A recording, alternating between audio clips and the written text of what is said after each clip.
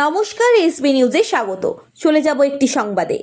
মেদিনীপুর শহরে জাঁকজমকপূর্ণ দুর্গাপুজোর কার্নিভাল। বাংলার লোকসংস্কৃতির সুরে মাতল গোটা শহর। উৎসবের আমেজে ভাসল মেদিনীপুর শহর।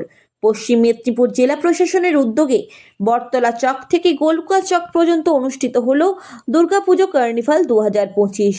এই দিনে এই কার্নিভালে অংশ নেয় শহর ও আশেপাশের মোট 15টি পুজো কমিটি।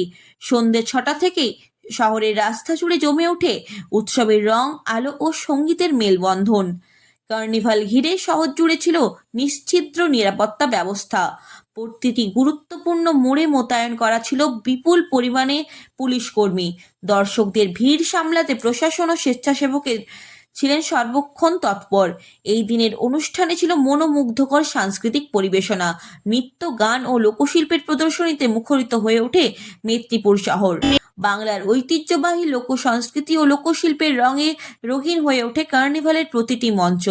অনুষ্ঠানে উপস্থিত ছিলেন রাজ্যের মন্ত্রী মানস ভূঁইয়া, শ্রীকান্ত মাহাতো, শিউলি সাহা, বিধায়ক অজিত মাইতি সহ অন্যান্য জনপ্রতিনিধিরা। এছাড়াও উপস্থিত ছিলেন সাংসদ জুন মালিয়া মহাশয়া, জেলা শাসক খুরশেদ আলী কাদরি ও পুলিশ সুপার ধৃতিমান সরকার। পুজোর আবহে এই দিনের কার্নিভাল মেদিনীপুরের মানুষের কাছে শুধু বিনোদন নয়, বরং ঐক্য, সংস্কৃতি এবং আনন্দের মিলন ক্ষেত্র হয়ে উঠল।